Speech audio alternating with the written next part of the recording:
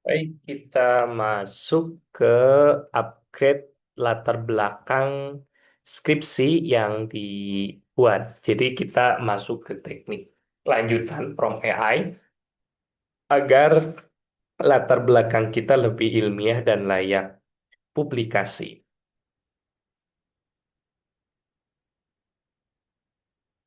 Nah, kalau latar belakang sudah rapi nih, tapi ini nampaknya biasa-biasa.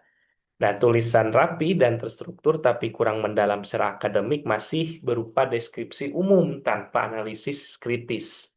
Sehingga perbedaan utama bukan pada format tapi pada kedalaman berpikir dan kualitas argumen ilmiah. Apa intinya? Sehingga skripsi kita pun layak untuk jadi publis di jurnal. Karena apa? Karena argumentatif, berbasis eviden, menunjukkan research gap, dan memiliki kontribusi ilmiah yang jelas.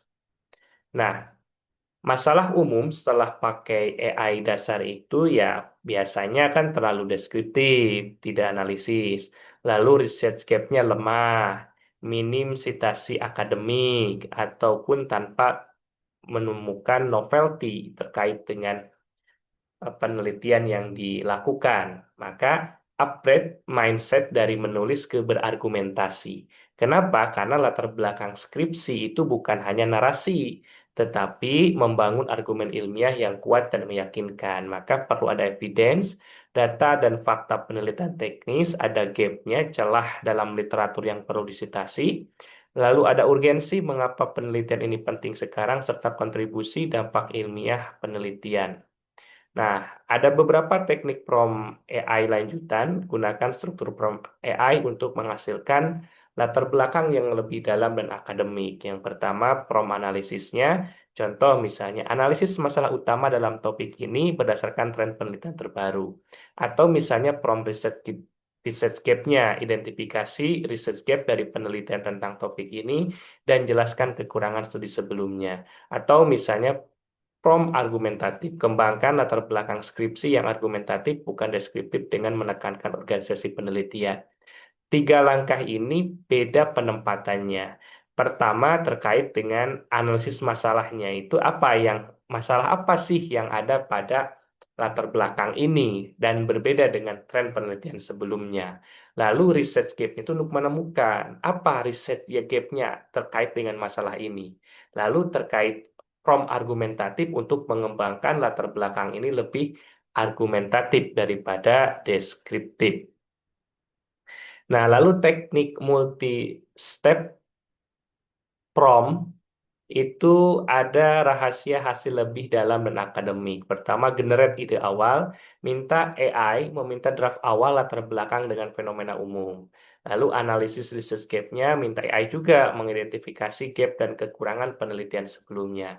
Lalu penguatan argumen, tambahkan urgensi dan kontribusi penelitian secara detail.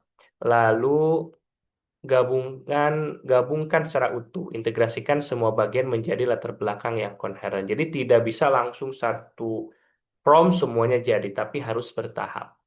Nah, contoh prompt siap pakai misalnya ini ada kombinasi, ada high level. Artinya kalau yang kombinasi buat latar belakang skripsi secara akademik tentang ini, sertakan fenomena berbasis data, analisis masalah research gap dan penelitian sebelumnya, serta urgensi kontribusi penelitian.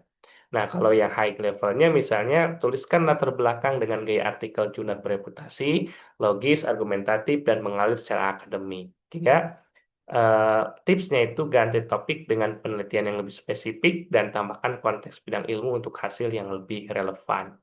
Nah, adapun teknik untuk memasukkan referensi itu ya kita eh, meminta AI dengan tambahkan contoh referensi penelitian yang relevan dengan topik ini, tapi ingat, itu hanya tahap awal. Yang kedua, verifikasi dan cari ulang referensi di Google Scholar atau database akademik, sehingga sinkronisasi padukan dengan referensi asli yang sudah kamu kumpulkan.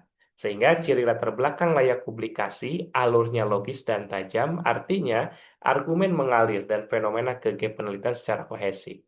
Data dan referensi didukung, gapnya jelas, kontribusi ilmiahnya nampak, dan bahasa formal. Artinya gaya akademik sesuai dengan standar jurnal yang ingin dituju ya.